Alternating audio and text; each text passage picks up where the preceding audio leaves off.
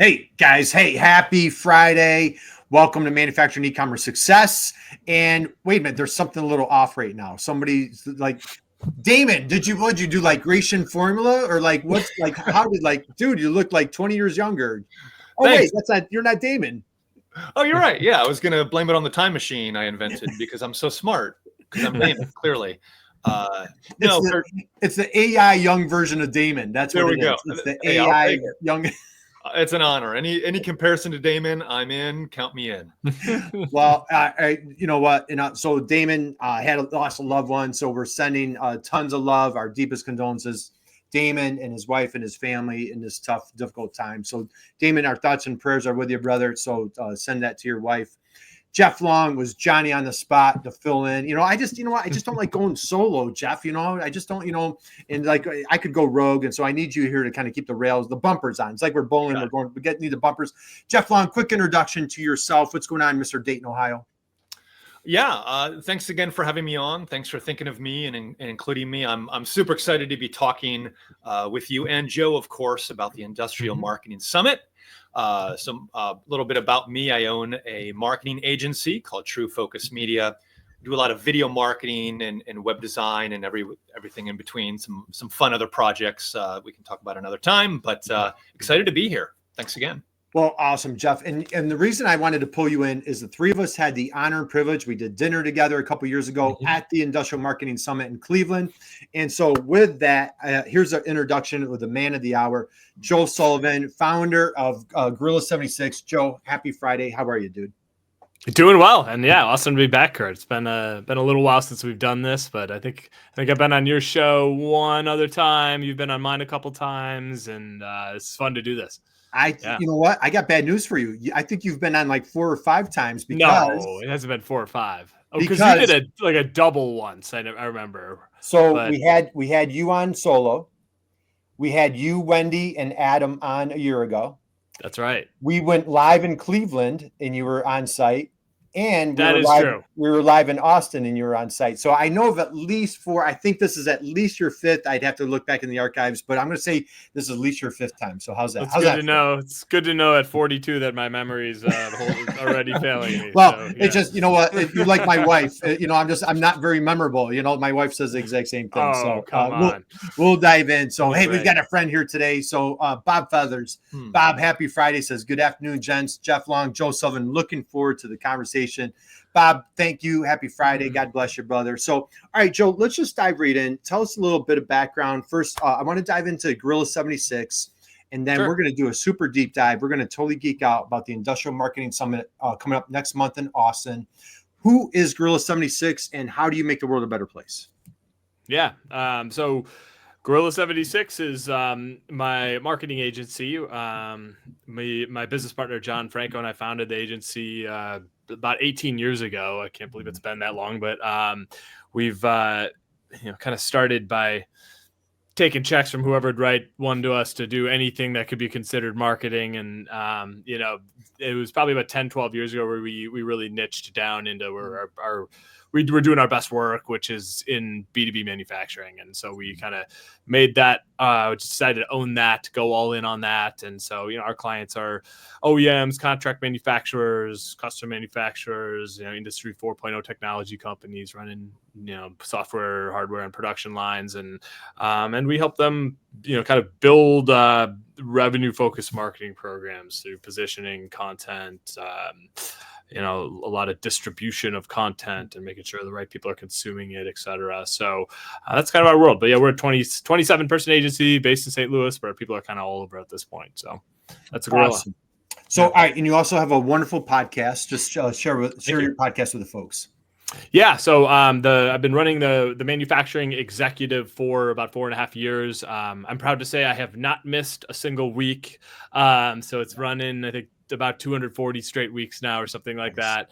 Every Tuesday morning comes out. They're not live shows. So if they were live shows like yours, well, one, I wouldn't have the following because I can't do it the way you do it. I can't think on the spot. I'm a planner and I need to edit stuff and everything. But so I have a lot of admiration for people like you who can run a live show. But yeah, it's, the show's been focused really on putting the spotlight on people who are leaders in manufacturing, or people who can offer some perspective to help leaders in manufacturing from a variety of perspectives. It's not a marketing show.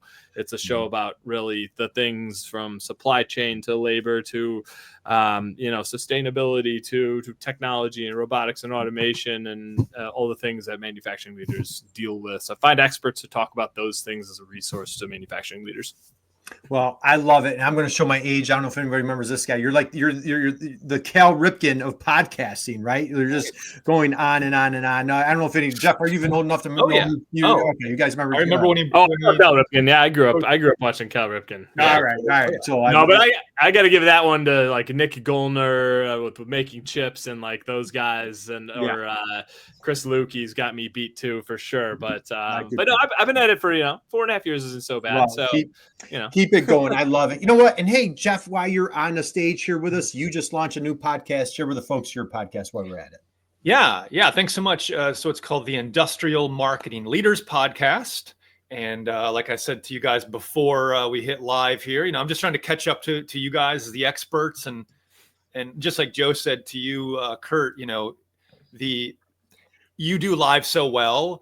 And I think maybe for people like Joe and I, like we just kind of need more structure or whatever. So I've thought about experimenting with like a live podcast that's recorded that I put out later and all that. But for now, it's a pre-recorded thing and loving it, talking with other marketing leaders in the industry. And we talk about a lot of video content.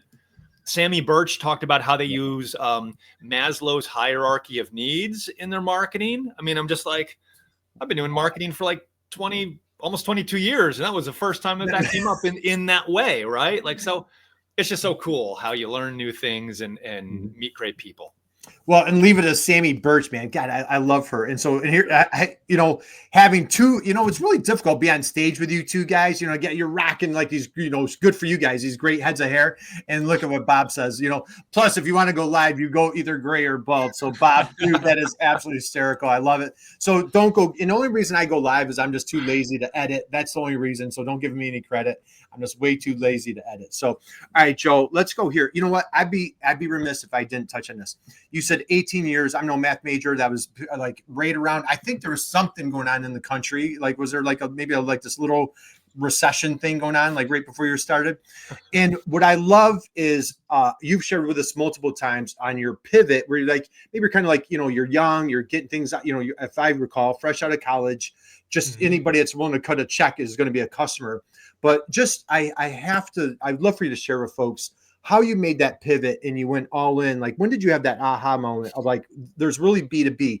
So talk to us about like getting through the recession, how you got through as a young guy through the Great Recession, and how you made the pivot into B2B and in industrial marketing. Sure. Yeah. So, I graduated college in 2005. And found a job at a marketing agency in St. Louis, where I worked for about 2 years. But it was like literally a week into that job.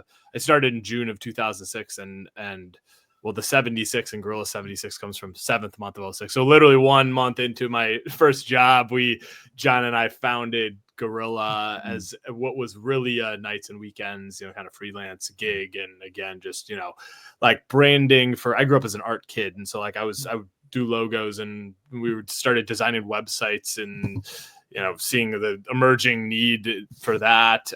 John was a writer, so we had complementary skill sets. So some of our first clients, before we were able to, about 2 years in, we were able to quit our jobs. It took about 2 years before we were like making enough money to sustain ourselves for the, like $300 a month rent I was paying, splitting in a cheap apartment with 3 guys at the age of 24 or whatever. It was like, it was bootstrapping at my computer from college. That was like my only asset I needed to, running an information business. But anyway, we, in 2008, we started full time.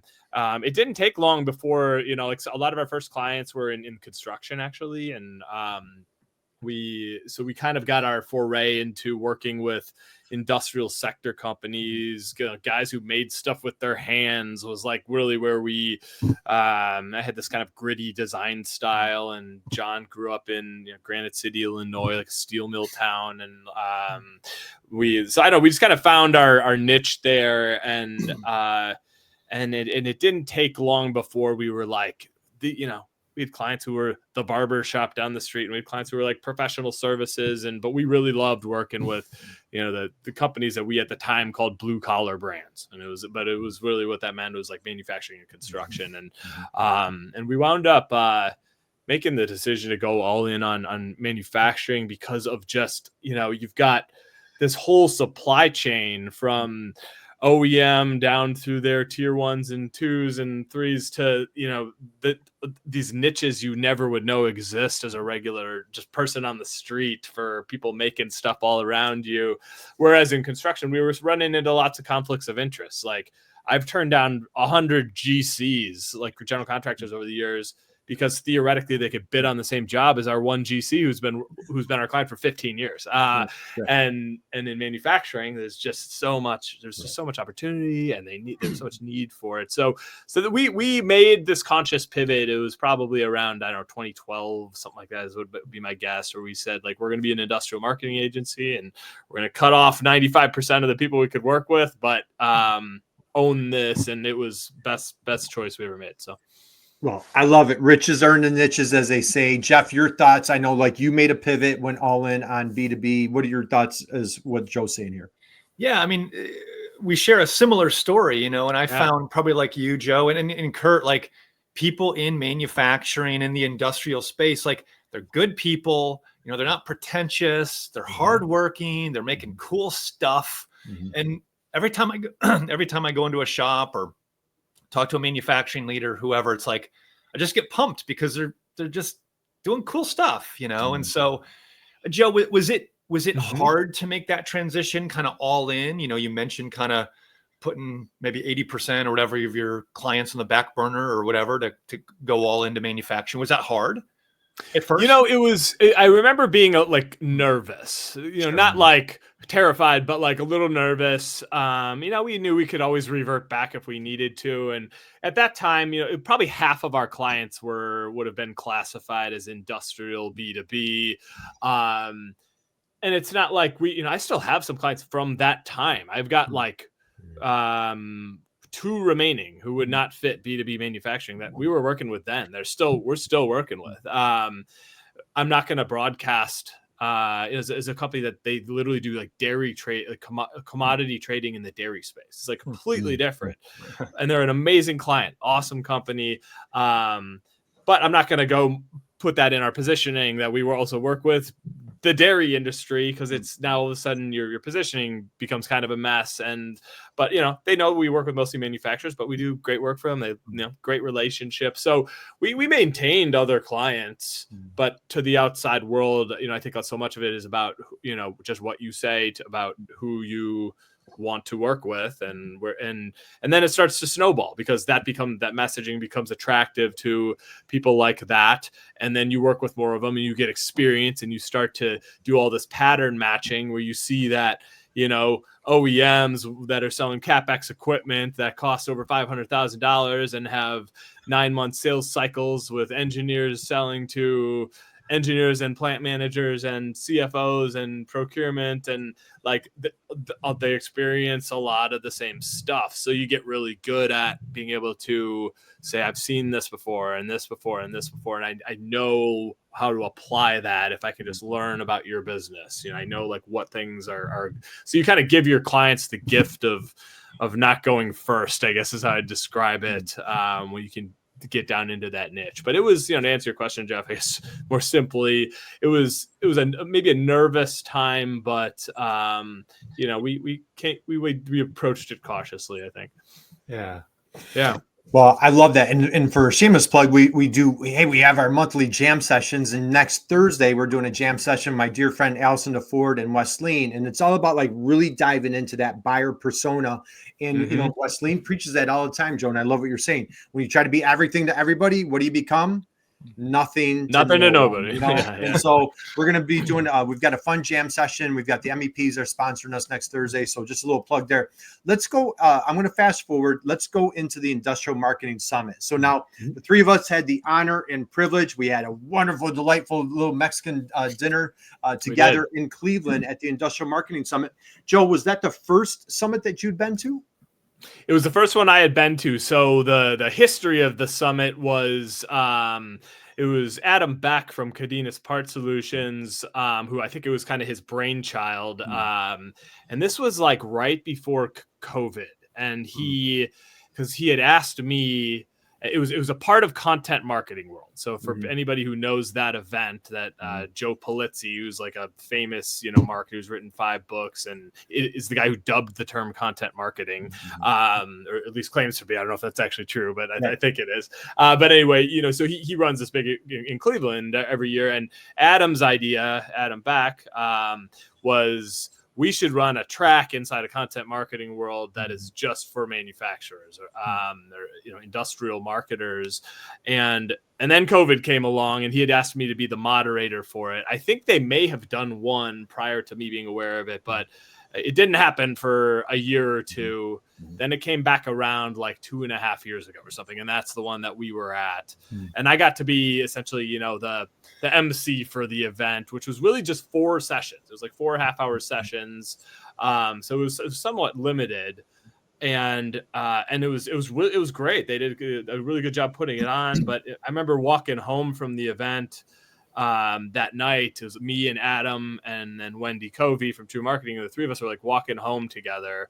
We're back to the hotel and talking about like, this was cool, but like the breakfast sucked and there wasn't enough food. And like there were only 4 sessions and like and Wendy had a bunch of event experience. We're like, we could do this thing on our own, right? And we're like, yeah, I think so. And that's sort of when it was born. And then, a week later, we're on a conference call planning the first independent standalone version of this, which is what happened last year in Austin. So, yeah. Isn't that why? And I forgot about that, Wendy's previous life. So I'm talking about Wendy Covey, the founder of TREW Marketing, not to confuse True Focus Media, but from TREW Marketing. And her previous life was booking events. Jeff, so you and I, we came together, we attended Cleveland. What were your thoughts attending the Industrial Marketing Summit? It was amazing, right? It's like, and it wasn't just the content. And yes, the content was great. The sessions, Joe, you mentioned there were only 4. Totally agree. I'm like, we need to blow this thing up and make it better and bigger and all that. But it's also the people, the people that were there, like obviously we got to grab a meal and got to meet other, practitioners, aficionados, people in marketing departments within, manufacturers, as well as, service providers like the 3 of us and just meet good people. And a lot of times people that we've seen online and interacted with, and maybe even on podcasts, but to actually like see people, there's magic that happens when people, meet in person. And there was truly magic for sure there. Yeah. Yeah.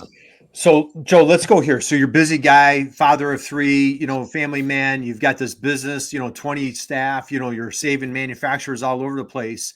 What was it like to sit back and say, did you have were you just all in immediately? Like, yes, I'm doing it. Did you like sit down with with John? Did you sit down with your wife? Like, was there a moment of pause? Like, what am I doing? Or like, how did you go all in on the conference?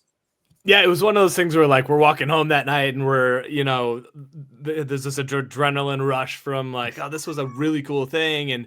But we could do better. And then I remember a couple of weeks of like, oh, do we really want to like what did I just get myself into, right? It's gonna be so much work. And it was like it was a lot of work. And like, what if we sell 20 tickets? And we there was risk there too, because you lock up. We did this last year at the AT&T Center on the UT campus in Austin, which is where we're back again this year. But it was, there was some big investments there that were, we had to sell some tickets to like just break even. Right. And we did, and there was a little bit of profit on top of it last year, but it was, yes, there was probably a month there of, of just, or do I really want to do this? I think Wendy's event experience, Adam's event experience gave a lot of confidence, because we do a lot of digital events. We have had very little, if any, experience. It had been like a decade since I'd put on a live event with more than 30 people or something like that. And so but once we decided we were in, which was pretty quickly, like we had to start planning it like fast. So it was weekly meetings and putting crews together from all of our teams, because there was just so much to facilitate. Well, so go ahead, Jeff, please. Yeah, I was going to say, so thinking back from last year, I wasn't able to attend, had a conflict, a scheduling conflict, was super bummed. So, how would you summarize what all I missed, what the viewers missed that weren't able to attend last year? I'm sure there's a lot of FOMO, but what was your kind of impression from last year? Yeah, I mean, honestly, I was prepared for anything. It was one of those deals where it was like, this could bomb. This could be, we're going to run into problems. We don't know what they are yet. And then we didn't. Like the biggest thing that happened was like we forgot one of the banners that had to like hang in the lobby. That was like, nobody would have noticed anyway. And I think it was actually in somebody's car, and then we put it up an hour later. But it was literally, I mean, it was, everybody we worked with was on all three teams. Like we did have kind of an all-star crew between the agencies and the people at the AT&T Center were like super accommodating. Their IT team was like just took care of everything. But what the event was, it was basically like played out over 3 days, where the first night there was a welcome party that we did offsite. I'm forgetting the names of the venues, but we found Wendy being from Austin, and then Moby, one of my teammates who also lives in Austin. And then I know Adam flew in from Ohio to do. They like figured out where toured some places. But so there was a sort of a party, a welcome party that first night. The main day was just speaker sessions, and we had 2 tracks going side by side for about half the day. So I think there were about 10 sessions or something like that, where we were running them basically on the hour. Food was great at AT&T Center. Like, sometimes you go to these places and there's not enough to eat, which was the case in Cleveland, I feel like the year before. But so we like made sure there was gonna be lots of food and good food. And so that was cool. And then that night there was a post summit soiree, I think we called it, offsite also. So we had kind of like 2 nights out. Those were social events. So I stayed out way later than I should have, as did many people. And then the following morning on the final day was 2 separate workshops that were like optional add-ons, which we're doing again this year. This year they're on the front end of it as opposed to the tail end of it. So that was kind of the setup. A lot of people, I'd say probably half to 3/4 stuck around for the workshops as well on that day, which my agency put on one and Wendy's agency put on one. But it was such a cool experience, because like, at Gorilla, we put on this event called Industrial Marketing Live that we've been doing for like 3 years, and twice a month. And there's usually 50 or 100 people who show up that are all industrial marketers. And we knew all these people because we see them every week or every other week, but we've never been in a room. So it was that, and it was like people like Kurt and Jeff. I'd met you 2 years before, but it was a lot of that too, where it's like you have these people that have become acquaintances and friends in a lot of cases digitally, that being in the same place was such a great experience. So but that's kind of what it was last year, and the feedback was great. It was a no-brainer to do it again. We've like open with same venue but much bigger space inside the venue that we've rented this year to accommodate as many as 400, whereas last year 200 attended. So yeah.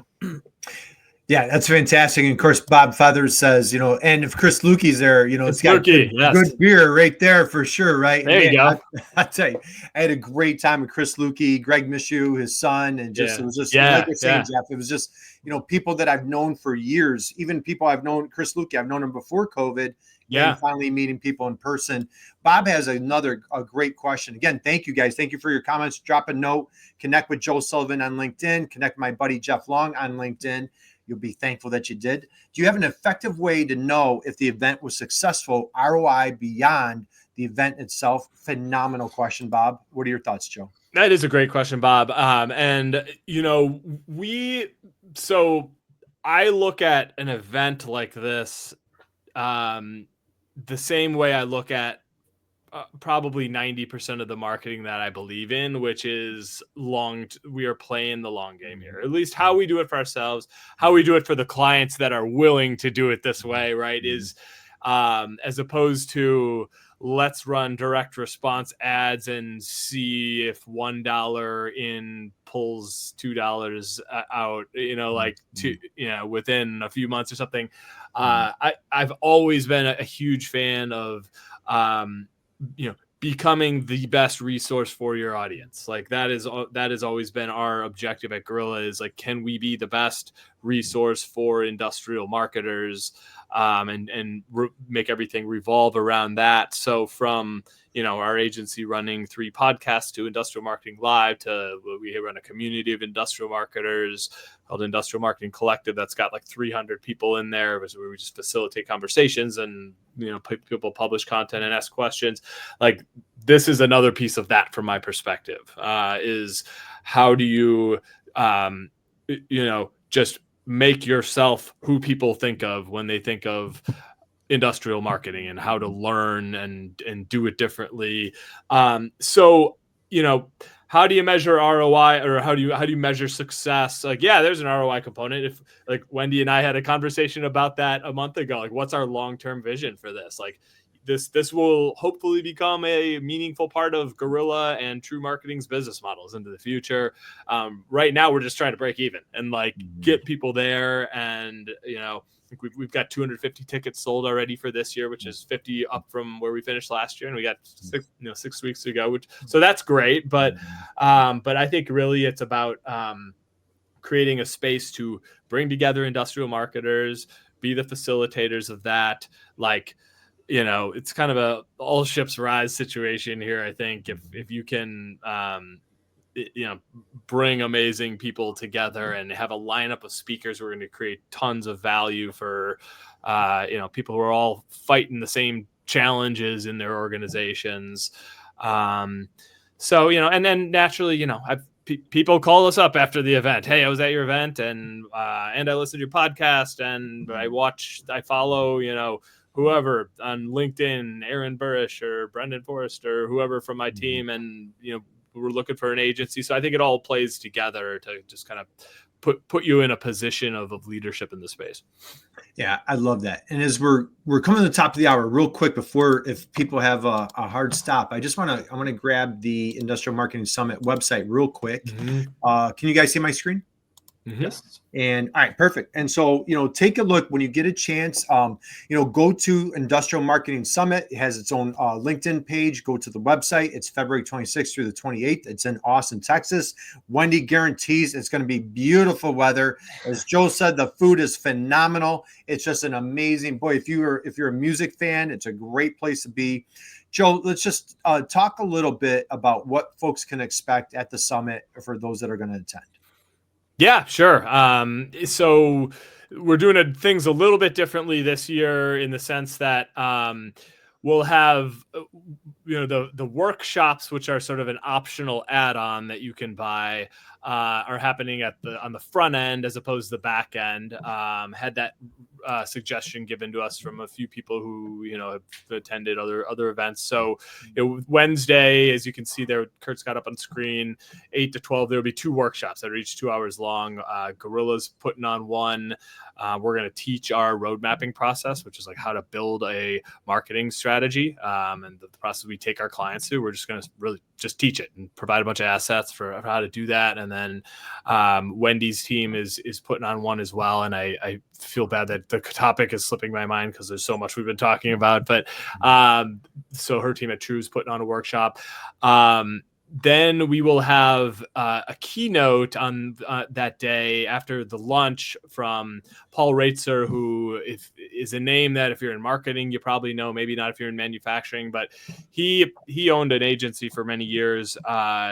they were the first ever HubSpot partner agency. He kind of came up with that idea, and he was also the founder of the Marketing AI Institute, which is like, in my opinion, that's like who I want to follow. Like his weekly podcast is teaching everything that's going on in AI, and it's expanded even outside of marketing a bit. But he's a big name guy that we are really excited to have here.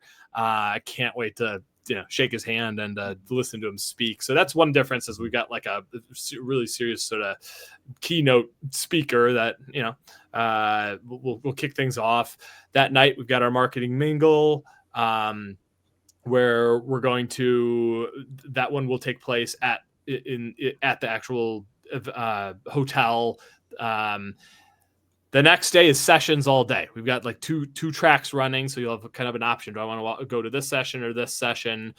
Those will all be published very soon, like what the actual schedule is. The speakers and sessions are all down below, but what the actual schedule is will be published pretty soon. And then on the following day, we are running another day of sessions, and that's really the difference between last year and this year. Is we're doing 2 full days of speakers in addition to the workshops, which kind of go deeper. So and then the price is about the same. So we more for the for what you're paying this year around. But we got Kurt's been scrolling through here. We got a lot of names you'll recognize probably as people in manufacturing. We got a few coming back. Chris Lukey's going to be running live shows with Manufacturing Happy Hour on the spot. Got like a room reserved for him. He's gonna be doing some live interviews. So yeah, really good lineup, all geared around helping marketers in manufacturing. Like everything is catered to that audience. A majority of the speakers come from manufacturing, or at least understand that audience really well. So this is not a generic conference. This is made for industrial marketers. Couple folks I want to point out is, everybody is phenomenal. Our dear friend Jake is a friend on the show. Dale is absolutely incredible. I think everybody's worth it. I think Dale just in himself is worth the price of travel and to attend the show. And I believe he's doing 2 different sessions.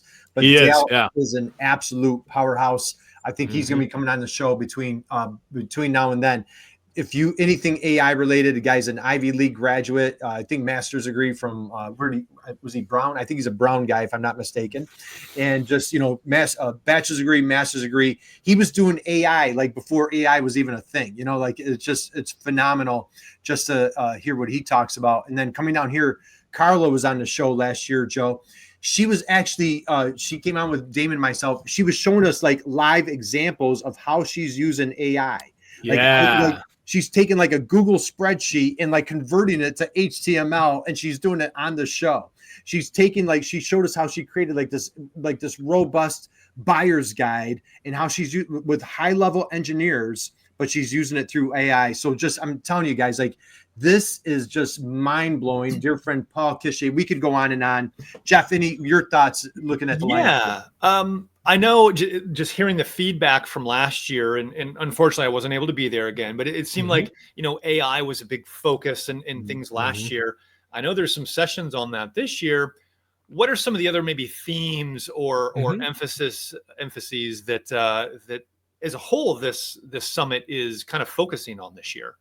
Yeah, it spans a wide range of things. AI will be a hot topic, for obvious reasons. So, you hit that one. Some things we're getting into this year that we didn't necessarily last year are some things like employer branding, and, making yourself an appealing place to work for, there's going to be a panel that Jennifer Dawkins from TREW's leading on, branding for recruiting the next generation, which, we got an all-star crew lined up there of people who know how to reach and influence this next generation. And so how do you bring that into the way you project your business to the outside world, which is marketing? It's just not customer acquisition. It's people. Kurt Anderson guy you may have heard of is leading a great panel called "Taking the Friction Out of the Buying Process." And what I like there is we got 4 people on here who think of that from different perspectives. And so we're gonna hit that topic. I don't know if I can say that there are a whole lot of themes because we're hitting on so many different things. We're gonna get into the essentials of like web design for manufacturers, which is something we didn't cover last year.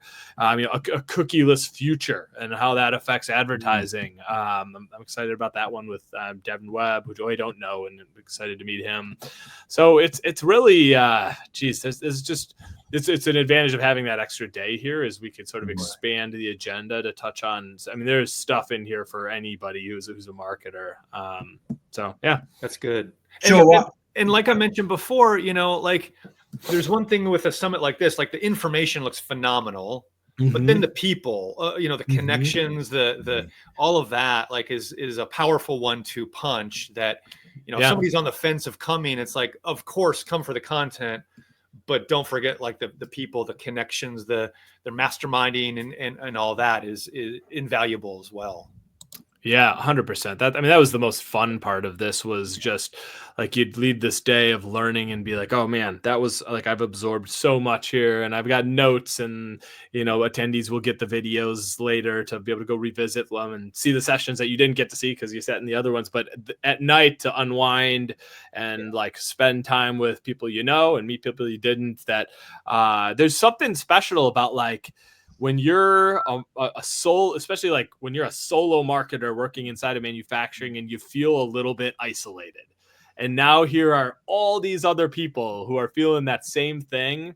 I think that connection was something that like I saw, just bonding people, because it's tough. It's like, marketing is a tough job, and being an industrial marketer in a sales driven world where companies are operating like it's, 1995 and just doing trade shows and cold outbound and, hoping people find them through Google searches, if you're a strategic marketer trying to change the way marketing works in this space and inside your company, and to have all these other people who are fighting that same fight, it's a natural bonding experience, and just a lot of fun. So well, and Joe, if I'm not mistaken, I remember I distinctly, I will, and correct me if I'm wrong, I remember the line that you kept hearing over and over and over was, I found my people. Yeah, right? yeah. Did you remember that line? And so it was kind of the tagline from the unofficial tagline that emerged like throughout the event. I heard multiple people say it in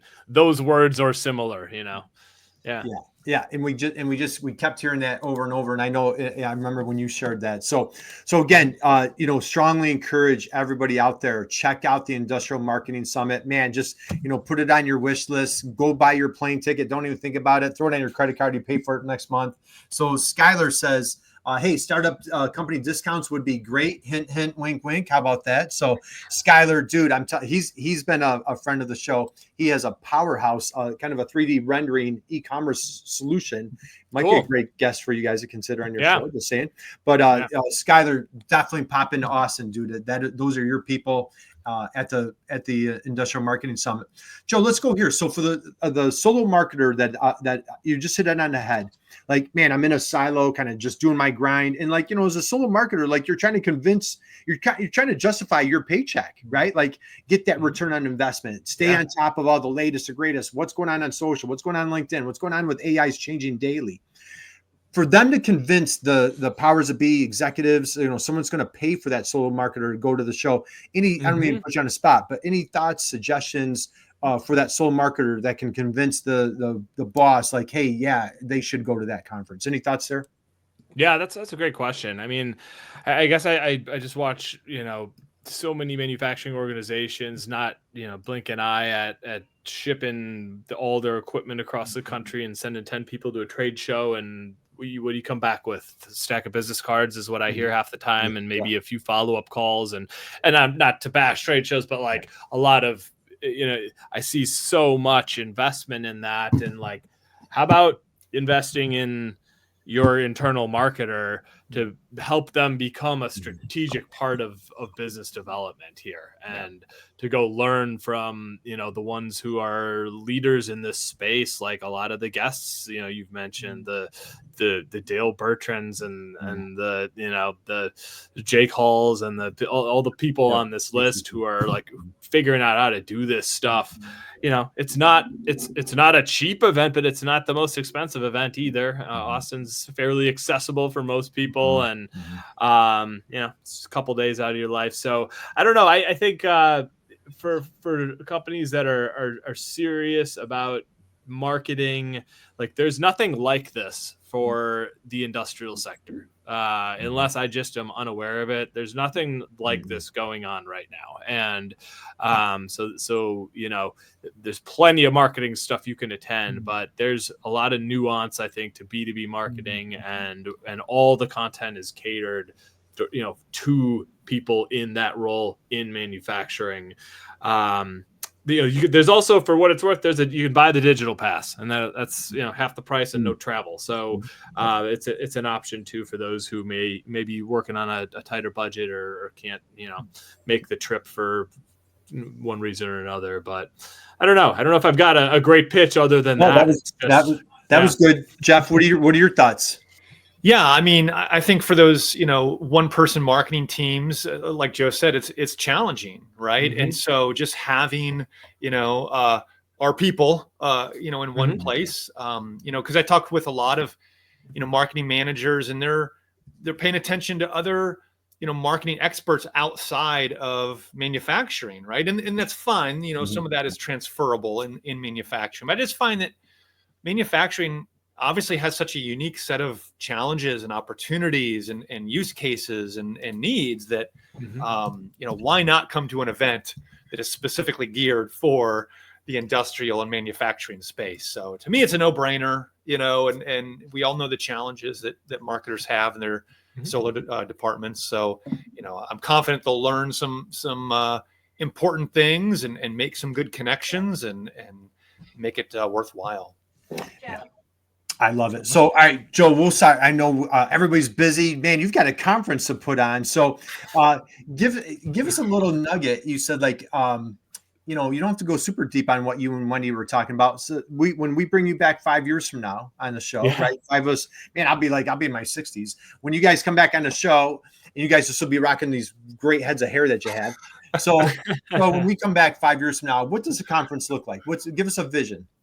Yeah, that's a great question. That is kind of what Wendy and I talked about, and I think you can try to keep it a little niche thing, which there's a lot of value in that, and it's a little more intimate and smaller venue. And the other thing is you try to blow it up into some massive conference, and I think some of this we just want to let happen organically. I think I'd love to see the crowd keep growing a little bit every year. We drew 200 last year. I think I mentioned earlier, we've got 251, I think, tickets sold for this year so far, and with about 6 weeks to go. So we're probably expecting to get into the 300s, but if we can do 400 next year and 5 or 6 the following, there's a lot of industrial marketers out there, and I would love to see it turn into something that keeps growing. I don't envision this being a 5,000 10,000 person conference, but so I think it'll remain niched, and I mean, it will remain niched, but I think it'll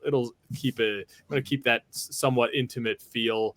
But the more people that are in this space trying to solve these problems that can be there, I think that's a positive for everybody. So I don't know. That's how I'd answer that, I guess. Well, good summary. Well, and we're gonna pull you back 5 years from now. You're gonna crush it, dude. You're gonna be in 1,000. It's gonna be like the one of the biggest shows of all time, right?